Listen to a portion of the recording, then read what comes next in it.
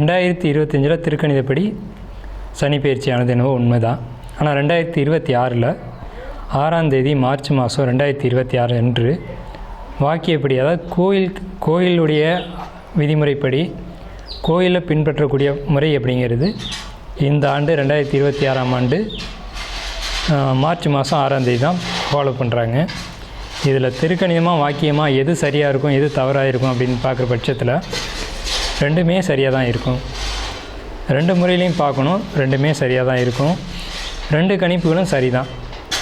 இதில் ஒரு முறை சரி ஒரு முறை தவறு அப்படிங்கிறது சொல்கிறதுக்கு இல்லை. வாக்கியப்படியான பலன்கள் சரியாக தான் இருக்கும், திருக்கணிதப்படியான பலன்களும் சரியாக தான் இருக்கும். சரி, இதில் எதை பின்பற்றுறது அப்படிங்கிறதுல பல்வேறு குழப்பங்கள் இருக்குது. நீங்கள் வாக்கியத்தை தான் ஃபாலோ பண்ணுறீங்க அப்படின்ற பட்சத்தில் வாக்கியத்தையே ஃபாலோ பண்ணிக்கலாம். திருக்கணித முறைப்படி ஒரு சாரர் ஃபாலோ பண்ணுறது திருக்கணித முறைப்படி ஃபாலோ பண்ணிக்கலாம். இதில் திருக்கணிதத்துக்கும் வாக்கியத்துக்கும் என்ன வித்தியாசம் அப்படின்னா, கிட்டத்தட்ட ஒரு 10 மாதங்கள் வித்தியாசப்படுது.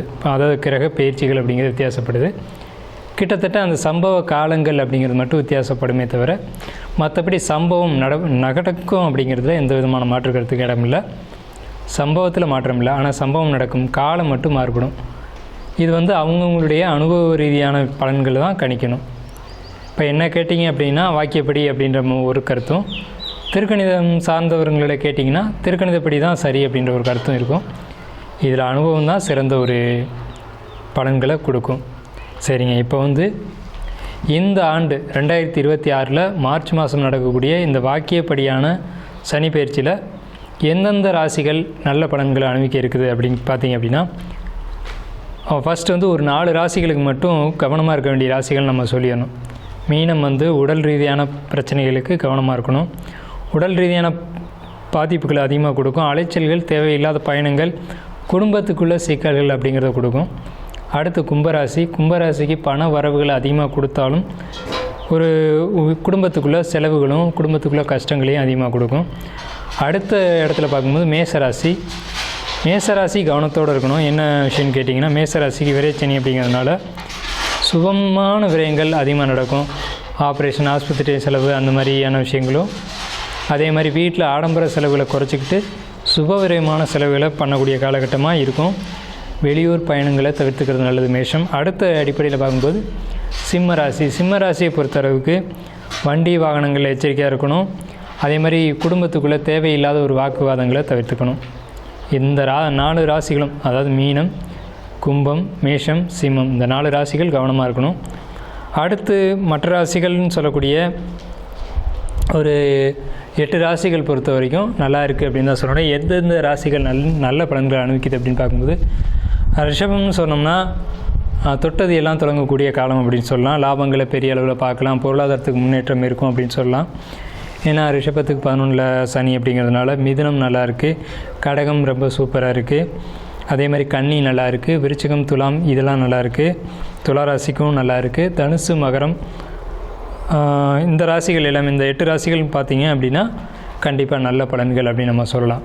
இந்த 8 ராசிகளுக்கு நல்ல பலன்களையும், மேலே சொன்ன 4 ராசிகளுக்கு 4 விதமான நெகட்டிவான ஒரு பலன்களையும் கொடுக்க இருக்குது. இதில் எச்சரிக்கையை தான் நம்ம சொல்லியிருக்கோம். எந்த ஒரு எதிர்மறையான விஷயத்தையும் நம்ம இங்கே கொடுக்கல. ஸோ இதை பொறுத்தளவுக்கு மற்ற விரிவான பலன்களை உங்களுடைய தனிப்பட்ட ராசி பலனில் நாம் பார்ப்போம். வாங்க வீடியோக்குள்ளே போகலாம். கும்பராசி மற்றும் மீனராசி பூரட்டாதி நட்சத்திரம் 6/3/2026 வாக்கிய கணித பஞ்சாங்கத்தின்படி சனி பயிற்சிக்கான பலன்கள் அப்படிங்கிறது உங்களுக்கு தொழில் மற்றும் வியாபாரத்தில் நல்ல முன்னேற்றம் இருக்கும். படிப்படியான முன்னேற்றம் இருக்கும். பண வரவு ஓரளவுக்கு தேவையான அளவு திருப்திகரமாக இருக்கும். தேவையற்ற செலவுகளை குறைச்சிக்கணும். உடல் ஆரோக்கியத்தில் முன்னேற்றம் கண்டிப்பாக இருக்கும். இந்த வருஷத்தினுடைய 2026க்கு பிறகு வரக்கூடிய காலகட்டங்கள் எல்லாமே உங்களுக்கு ஒரு நல்ல ஒரு முன்னேற்றத்துக்கான காலகட்டம் தான். சின்ன சின்ன தடைகள்லாம் விலகி ஒரு நல்ல முன்னேற்றத்துக்கான அமைப்புகளை கொடுக்கும். குடும்பத்துக்குள்ளே தேவையற்ற வாக்குவாதங்கள் நிலவும். உடல் ஆரோக்கியத்தில் கண்டிப்பாக கவனம் தேவை. சக ஊழியர்கிட்ட நீங்கள் விட்டு கொடுத்து அனுசரித்து போய் தான் நீங்கள் எதுவாக இருந்தாலும் காரியத்தை சாதிக்கணும் அப்படின்ற அமைப்பு. கணவன் மனைவி உறவுகளை பொறுத்த வரைக்கும் அனுசரித்து போகணும். உடல் ஆரோக்கியத்தில் வெப்பம் சம்பந்தமான பாதிப்புகள் ஏற்பட வாய்ப்பு உள்ளது. இதுக்கு மட்டும் நீங்கள் உடலை வெப்பமாகாமல் பார்த்துக்கணும். 6/3/2026 மீன ராசிக்கு உண்டான வாக்கிய கணித பஞ்சாங்கத்தின்படி ஏற்படக்கூடிய இந்த சனி பெயர்ச்சி இரவு 11 மணிக்கு இந்த சனி பகவான் வந்து கும்பராசிலேருந்து, அதாவது உங்கள் ராசிக்கு 12வது ராசிலேருந்து உங்கள் ராசிக்கு பயிற்சியாகி வர்றாங்க. இதனுடைய பலன்கள் எப்படி இருக்குது அப்படிங்கிறத நம்ம பார்க்குறோம். உங்கள் ராசிக்கு அது மீன ராசி அப்படின்றது எப்போவுமே ஒரு சுறுசுறுப்பான ஆக்டிவான ஒரு ராசின்னு சொல்லலாம். இப்படி கலகலப்பான உங்களுக்கு இந்த வருஷம், இந்த 2 வருஷம் வந்து 2026லேருந்து 2029 வரைக்கும் பலன்கள் எப்படி இருக்கும் அப்படிங்கிறத பார்க்குறோம். முதல்ல வந்துட்டு சனி மீன ராசிக்கு, அதாவது உங்கள் ராசிக்கு வர்றது நல்லதா அப்படின்னு கேட்டால் கண்டிப்பாக நல்லது தான். அது ஒன்றும் நெகட்டிவாக சொல்கிறதுக்கு இல்லை. அதுக்காக எல்லாமே நல்லது அப்படின்னு எடுத்துக்க வேண்டிய அவசியமும் இல்லை. சில எதிர்மறையான விளைவுகளும் இருக்கும். அது என்னன்றதை பார்ப்போம். ஃபஸ்ட்டு வந்து உடல் ரீதியாக உங்களுக்கு தொந்தரவுகள் இருக்கா அப்படின்னு பார்க்கும்போது இல்லைன்னு சொல்ல முடியாது, கண்டிப்பாக இருக்குது. என்னென்ன பாதிப்புகள் இருக்குது அப்படின்னு கேட்டிங்க அப்படின்னா, உங்களுக்கு காற்று சம்பந்தமான பாதிப்புகள், அதாவது உடலில் வந்து காற்று அப்படிங்கிறது வாதத்தை குறிப்பிடக்கூடிய ஒரு அமைப்பு. அப்போ வாத நோய்கள் ஏற்படலாம், அல்லது வந்து காயங்கள் ஏற்படலாம், திடீர்னு கீழே விழுகிறது, மேலே விழுகிறது, விபத்துகளை ஏற்படுத்தக்கூடியது.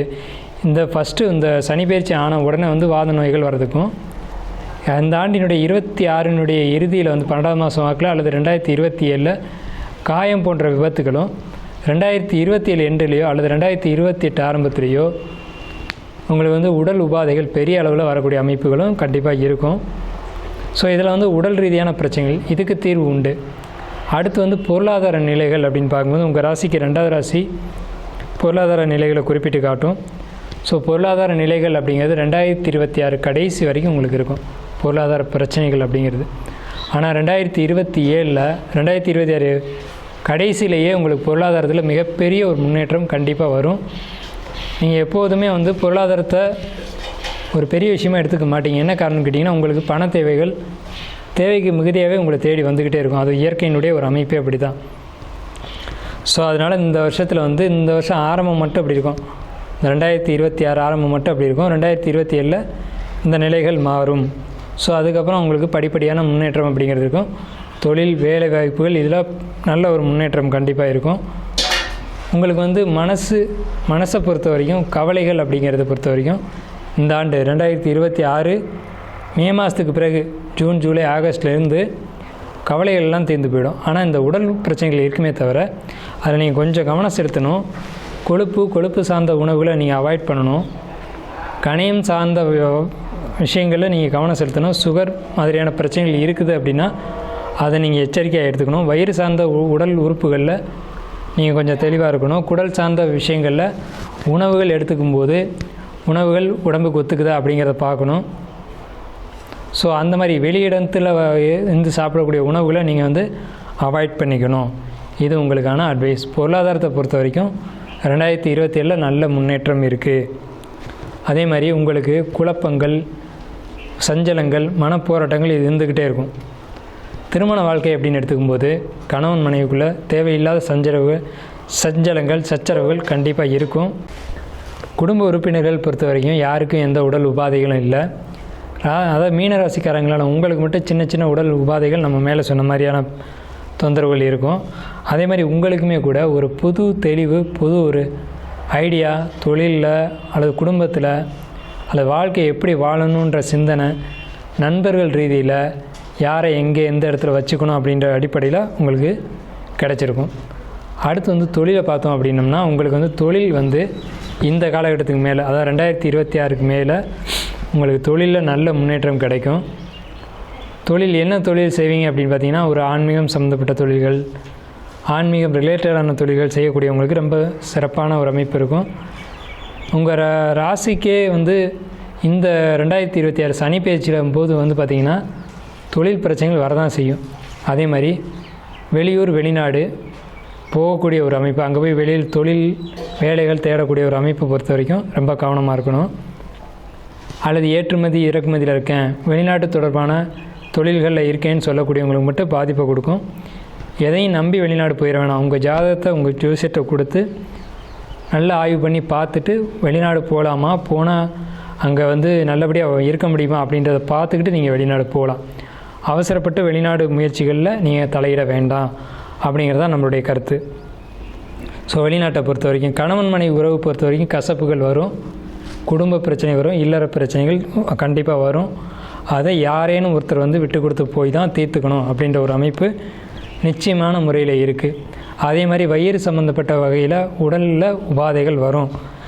அதுக்குமே நாம் வந்து வெளியில் சாப்பிட வேண்டாம், டயட் கண்ட்ரோலில் இருங்க அப்படின்ற சொல்லியிருக்கோம். அடுத்து வந்து படிப்பு, கல்வி, பொருளாதாரம் அப்படின்றத பொறுத்த வரைக்கும் மாணவர்களுக்கு கல்வியில் கவனம் சிதறும். பொதுவாகவே கவனச்சிதறல்கள், தேவையற்ற சிந்தனைகள், தேவையற்ற எண்ணங்கள், தேவையில்லாத விஷயங்கள் மீதான ஒரு நாட்டங்கள், இதெல்லாம் மீனராசிக்கு இந்த சனி பயிற்சியில் நிச்சயமாக உண்டு.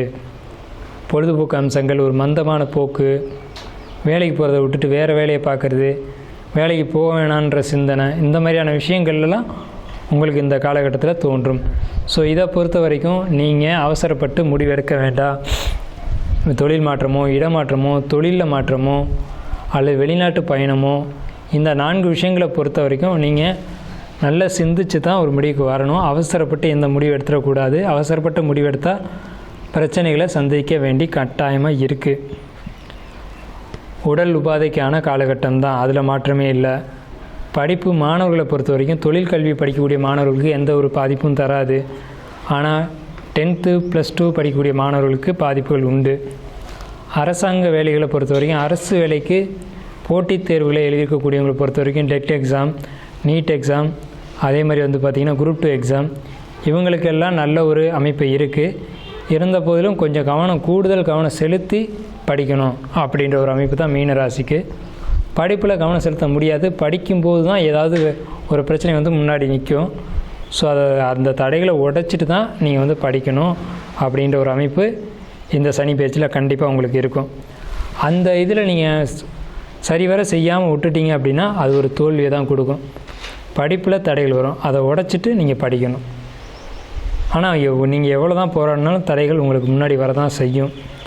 அதில் மாற்றமே இல்லை. அதை மீறி படிக்கணும். அதை மீறி படித்தா நீங்கள் வெற்றி அடையலாம்.